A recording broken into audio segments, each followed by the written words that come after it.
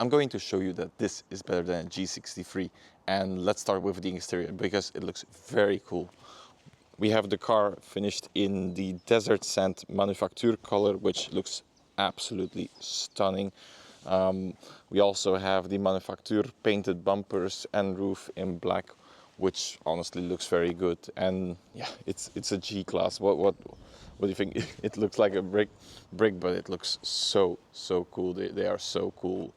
I really love these G classes. The thing what I really like, and this is crazy, is when we open the trunk, we also have a matching cover, which is really cool. When we open the trunk, we have and this is a 3,000 euro option. It's made out of cherry wood. It feels like it's a boat finish, and it looks stunning. It does tend to scratch up and get a little dirty quite quickly. I'm not sure if this is the most practical option, but honestly, look at it visually. It's amazing.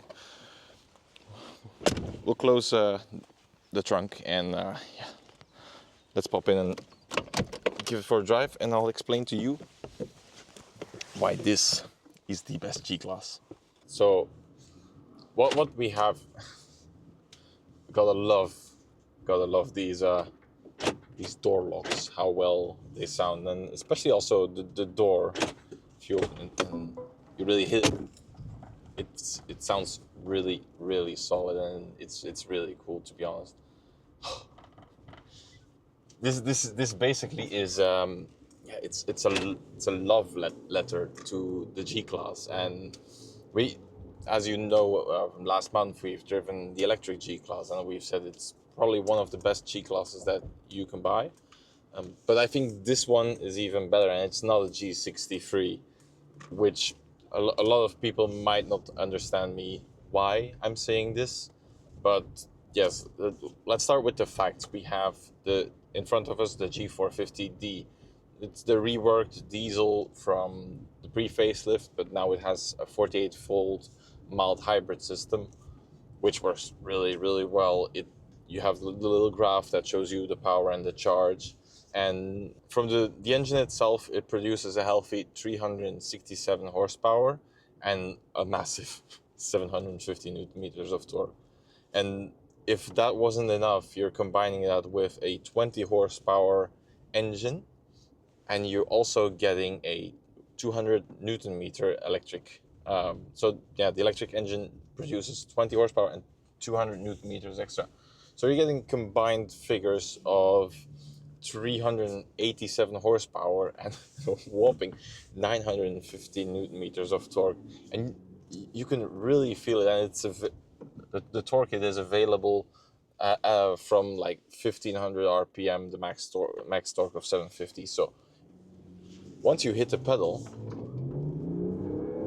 it's really going, and it just picks up speed so easily, which, to truth be told, it's not what the G class is about, but it's crazy how it picks up speed as well. And yeah, the engine does sound quite nice. If you've never driven a six-cylinder diesel, a big diesel, they're actually really nice sounding engines, in my opinion. And just because the fact that they have the torque from so down low, you don't even have to push the engine, so you can just be cruising gently. Actually, also maybe putting it in eco mode if you want, because then it'll read the road. If you're going up to a T junction, it'll start braking automatically for you. If you're going to a roundabout, it'll does the same. If you're driving a little bit too close to the person in front of you, it'll charge that little 48-volt battery to give you the extra oomph you want when you want it. And the system, it works really well in its own. And just because of the fact that we have so much torque and so much power available to us, yeah, it's essentially, you have to get out of the way for some people a little bit, just putting it into the ditch, no problem with G class. And it's maybe the second point that I want to come up to is a G class is a workhorse. It's granted, it's a luxury workhorse because the interior is super well finished. We have all this very nice leather. Everywhere you can see it's leather or wood. There's no plastics in touch anywhere. We have a very nice Alcantara headliner. It's all super, super nice. And with that also comes one, the G-Class meant to drive off-road. And we have these big chunky tires on there.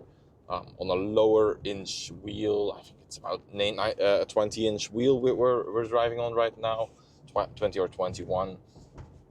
It's more than enough, really. Also, with the G63, you're getting these big 22-inch, I believe, wheels. They run on these performance tires. It doesn't really fit the G-Class because the center of gravity, it's so high, and it's not really what you're looking for in a G-Class. To be told here, just roll onto the power very gently and it just picks up, no effort. It rides super smoothly. It has a very nice and comfortable ride.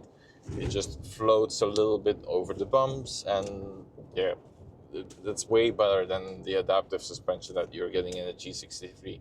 Also, with combination that you're putting on bigger wheels, which means you have less of a sidewall, which means less comfort. And you're buying this for your ultimate daily drives, and that's what it's about. So you want comfort, you want usability, and maybe something that is a little bit less important, I guess, in a G-Class or people with G-Classes, because if you're spending 160,000 euros on this one as configured, it's probably not the highest thing on your priority list, but the consumption is also quite nice. We've been averaging about 8.7 liters per 100 kilometers, 8.8, which is really nice, especially for a brick like this.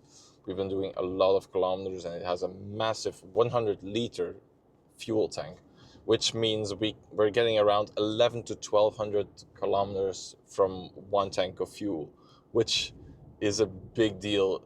As you can remember with the G580, the electric one we've had, we could only, on highways, we could only get like 300 kilometers out of it. And then if we're doing a little more stop and go traffic, we're getting to 340, which still isn't a lot. So the fact that you can do 3 or 4 or nearly 4 times the distance with this without just stopping is such a great luxury, to be honest. Having to go from here to the south of France without stopping, I think that's the ultimate luxury. The seats, they're very upright, but they're very comfortable. I would prefer the dynamic seat, the multi-contour seats, which have the bolsters in the back as well, because they're not you cannot change them, which is a bit of a bummer. Just gently roll on the power and picks up torque, max torque available. And it goes effortlessly. I don't think I've said it before, but it does 0 to 100 kilometers an hour in 5.8 seconds, which is plenty enough for a 2.5 ton monster truck, really. So yeah, we're on the highway. This thing is a brick, so that's why we're doing quite the high consumption for a diesel engine. But yeah, it's a super nice place to be. I want to come back onto the seats because yeah, we don't have the active bolster, and I do like to have my back pushed a little bit in, so it's a little more of a in the correct shape. But other than that, these seats, they're very nice. The only thing that I've been driving with it for 1,700 kilometers this week already, and not stopping. It is a small car. I mean, from the outside it looks like a very big car, but essentially once you're inside, there's not a lot. If you're sitting in the passenger side, if you want to stretch your legs fully, you have to push out the seat all the way to the back, which means there's no room for people in the back. And the same goes with the trunk. It's a fairly sized trunk, but it's not that big of a trunk. And especially with the cherry wood, which I love the cherry wood. I think it's something that I first saw on the CLS shooting brakes, especially the 63s. And if you get this option, even though it does not make any sense whatsoever, you're a hero to me, because it is just a big flex in reality. Because why would you spend 3K on a trunk door, which you're never going to see once you're driving? No, but it's like I said, we love the G-Class. We love how it rides, the way it handles, the way it rolls into the corners, and that I think is something that is very nice. And everything is inside its own operating window, which means the car, it won't do like silly stuff and break out on you or be surprised, and the electronics have to kick in. And that's the thing I really don't like about the G63, essentially, because you can drive it quite calmly with the V8, but it still consumes a lot of petrol, which means you don't have the big range that you're having in this one. But also with that V8, it's such a V8 that really demands to be driven hard. And if you're flooring it, the car starts to panic, and traction control starts kicking in, especially if it's in the wet. And I think this is the nicest one you can get. Truth be told, yeah, if you're looking at the visual optics with the AMG grille and the side pipes, I do follow you that it does have a certain character. But I believe if you're getting a non-AMG G-Class, say G450D we're having right now. But no, the way you have to spec a G-Class is essentially like this. We have this beautiful manufacture color, which is a desert color. I believe it's desert sand, is what it's called. And with the black bumpers, the black roof, it looks very elegant, very classy, but everyone looks at it. Everyone's like, oh my god. And I think the people that are trying to buy a G-Class, they also want to have the feeling that what they're buying is something special. And with a color like this, or any color of the manufacture colors, they're all very, very beautiful, and they stand out very well. But still, they're not very shouty. It's still an elegant car. If you really want to have it stand out, you can also get professional line these days, which is really cool. If you don't remember, because it's been a long time, the G-Class has been built in Austria, in Graz, for essentially since it was born, and it started out as a utility vehicle. So you had these professional lines which had cloth seats and all kinds of stuff, and we have the similar options here. We can get a roof rack on the top, which you can stand on, which is really cool. You have mud flaps, and then you also have headlamp protectors. I do think with the headlamp protectors, you're losing your multi-beam LED, so the adaptive high beam, that gets deleted. But you can have a really tough looking G-Class, and I think that's cooler. And also with the G-Class, differently from the electric one, we have the 3 locking diffs. We don't have the G-turn, unfortunately, which does make sense because you cannot move every wheel individually if they're all powered by the same engine.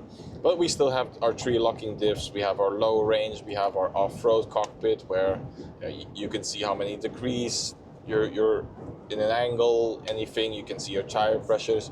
You also have cameras to see any objects you might not be able to spot. And we also have a tow bar.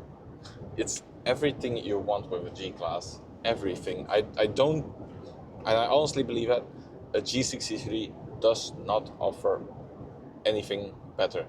The only thing that it's maybe is it's faster in a straight line, but everything else, it just doesn't handle as well. It just doesn't ride as well. And it from time to time, if you're going to push it, it will feel awkward and anything. And this really, for me, it's G450D and then the G580E, G500, and the last one I would pick is a G63. And also my final point, as we're just driving off of the highway here, my final point here with this G-Class is, and maybe it's not the biggest point for the people who are buying this, but it's price. The G450D, it starts at 124,000 euros, which is a lot, but still, we have what we have here is significantly cheaper than any base G63. They and even yeah, especially with a G class, you're really pushing in quite some options, because this one, it's not even full option, and we're like at 160,000 euros. So I think only the manufacturer colors from the full body, the bumpers, the roof, we're adding up to like 10,000 euros only in colors already. So we're talking about a really expensive car. It's, truth be told, it's really worth it. But if you're going to a G63, which starts at 200,000, then you need to add an extra 40 or 50k on top just to have it in the nicest spec you want. It's so much money. It'll cost you more in everything, and running costs, and I don't think it's worth it. I think you can spend money way better. Just because you can buy it doesn't mean you should. I think that goes a long way for a lot of things, but it comes around to just what is the offer better? What are you looking for? Are you looking into a car that really is to take you around in the best way you can do? Which I think this is the perfect car to be driving around with. Honestly, if I could have one car that could do everything for the rest of its life just as a daily, I'm not talking about having a weekend car or whatever, because you can still have that. If you have to have one car as a daily for the rest of your life, for me it's a G-Class. And especially also, same with the G63 as with any other G-Class, they hold value so well. If you're driving it for, let's say, 5 years and you're doing about 50 to 100,000 kilometers in those 5 years, I don't think you're going to lose much more than 10 or 30,000 euros on a car that's 150 or 200,000 euros, which goes a long way in like really solidifying why a G-Class is such a good buy and such a smart buy as well, because you're not just throwing money out of the window. And yeah, I think with that, I've really shown how much I love the G-Class, and I hope I've convinced you as well. If you're able to buy one, because as I said, on the second-hand market, they're still really expensive cars. Definitely check them out. Even pre-facelift, it's very nice car to drive. The G400D, I was already sold by it, and the G450D further solidifies why this is such a good platform, especially with the 48-volt system. I think it works really well, the 48-volt system. If it's incorporated well, they really can push ICEs up to the next level. So with that, I'll see you in the comments. Let's have a discussion there, and bye.